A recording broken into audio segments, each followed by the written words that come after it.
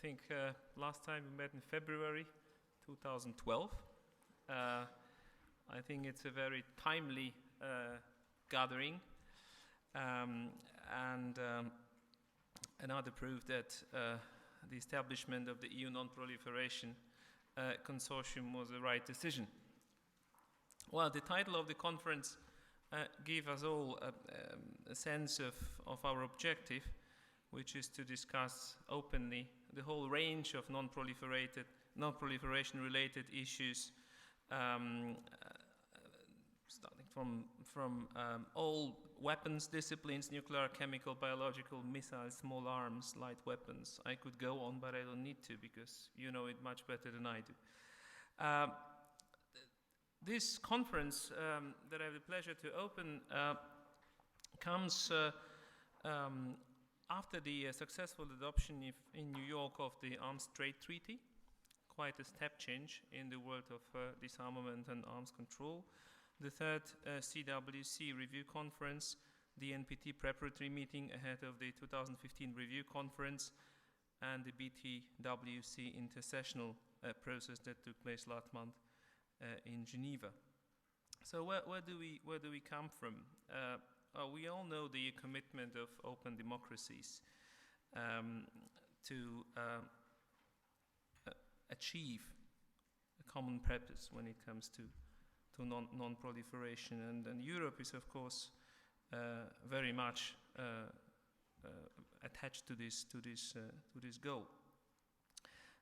It's not only that we want to be ambitious for Europe and that we sort of bear a certain responsibility, not least because of the Nobel Peace Prize that was awarded to the European Union last year, but also we believe that we can make a difference. And we are very grateful to the members of the consortium, I mean those who made this event happen, for their dedication to an attachment to the EU values, principles, and objectives. I just wanted to name them for the sake of good order. So la Fondation pour la Recherche Stratégique in Paris, the Peace Research Institute in Frankfurt, the Stockholm International Peace Research Institute, and the International Institute for Strategic Studies in London. So we are very grateful and we are very happy with the cooperation the EEAS has had with you over the last couple of years. Well, what are the principles that guide us in our work? Well, the main principle and the overall aim of the EU in the field of non-proliferation is the promotion of universality of international treaties, conventions, and other instruments, and the national implementation in accordance with the objective of the EU strategy against proliferation of weapons of mass destruction, adopted almost 10 years ago. So it's also a good timing to look back and draw conclusions. We've been pursuing our objectives in all the pertinent international fora, and the EU strives for the effective and complementary use of all available instruments and financial resources in order to maximize the impact of EU activities in supporting international organizations and third countries. I would be tempted to illustrate with concrete examples what the EU has been doing to curb proliferation of the weapons of mass destruction. But then probably I would spend the whole morning talking to you, which I don't intend to do. And you will cover a lot of ground anyway over the next two days. I just wanted to focus on two major issues and then telegraphically maybe mention two or three others. The two major issues or two areas of our engagement being nuclear and chemical. Starting with the nuclear and looking at the very recent developments with regard to the Iranian nuclear program. On the diplomatic efforts led by the EU High Representative Cathy Ashton, together with China, France, Germany, Russian Federation, UK, and the US, to seek a diplomatic solution are ongoing. And I'm sure you all saw the statement by High Representative Ashton after the meeting of the E3+3 foreign ministers with Iran in New York last week. It was a major event. So it's important to move forward and translate these political ambitions into action.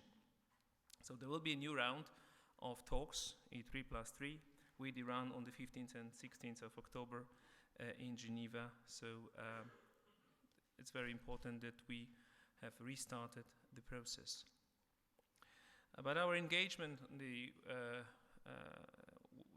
with the nuclear file doesn't stop there. There is more into that. The EU has enhanced its support to the International Atomic Energy Agency. We are key donor to the agency's Nuclear Security Fund, also contributing with the technical expertise to IAEA training activities and workshops. We are committed to contribute up to 25 million euros to the IAEA Low Enrichment Uranium Bank and to the international project aimed at expanding and modernizing the Zybados laboratory. And at the last General Conference, we also actively coordinated European position, in particular with regard to the Middle East issues. We also actively promoted the entry into force of the Comprehensive Nuclear Test Ban Treaty, including by conducting outreach efforts towards the remaining states whose ratification is required for the entry into force of the treaty. And last but not least, we have constantly promoted the goal of denuclearization and of the Korean Peninsula, and encourage Pyongyang to take meaningful steps that would enable resumption of the six-party talks process. In the chemical field, that's on everybody's mind these days. The international community has been confronted with an immediate and unprecedented challenge in Syria. So last week we welcomed the adoption of the United Nations Security Council resolution, which should pave the way to the elimination of chemical weapons in Syria and set a standard for the international community in responding to threats posed by the weapons of mass destruction. The EU has also welcomed the adoption of the OPCW Executive Council decision, which contains very concrete steps to ensure its effective verification and implementation. We stand ready to support actions foreseen under the resolution and under the decision of the Executive Council.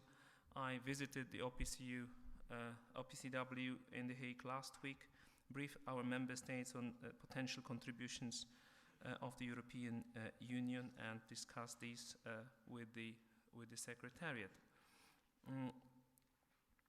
It's interesting to see now how the situation around Syria, in Syria, has put OPCW in the limelight, which is not only relevant for the experts dealing with nuclear weapons, but I think it could also give a boost to the non-proliferation processes worldwide, because now, as I said before, it's on everybody's mind. And we remain committed in our support to the organization, and are actively engaged in the third CWC review conference. Well, as I said, there are many other areas where we are active and will continue to be active. We have we launched a project of establishing EU-funded CBRN centers of excellence in different countries.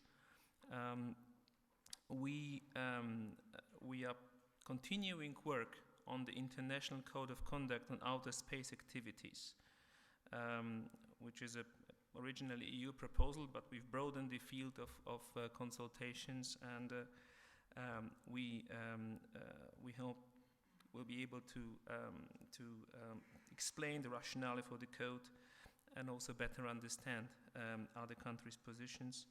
And on the Arms Trade Treaty, the EU sponsored 2 workshops organized by the Non-Proliferation Consortium, because we will really do our utmost to make sure that ATT enters into force as soon as possible. I will end here, but what's only a partial account of the EU's actions and efforts, yet already too much of a long list for an opening intervention, but rather means the ones I listed to promote our objectives, and this is where your contribution will be important. Maybe the overall objective of preventing proliferation can incorporate a series of purposes that you can help us to identify. New relations with research institutes and all the countries in the world, for instance, are fundamental. We count on you not only to give us innovative input, but also to involve in this exercise important think tanks of third countries, because we need allies. This is a point where the synergy between the EEAS and the EU network of think tanks will be very helpful. And I'm very pleased to welcome today representatives from many research institutes and governments outside the European Union, just as I welcome many participants from within the European Union. Let me end on a more general reflection, because this conference takes place at a time where weapons of mass destruction were actually used after a long time, and it was an eye-opener for many. But also, should remember that next year we will commemorate 100 years since the outbreak of the First World War, in which the weapons of mass destruction were used for the first time. And I very much hope that today's continuous international efforts, well, not least in the context of Syria, will effectively close that horrible chapter once and for all. Thank you very much for your attention, and I wish you a very successful conference. Thank you.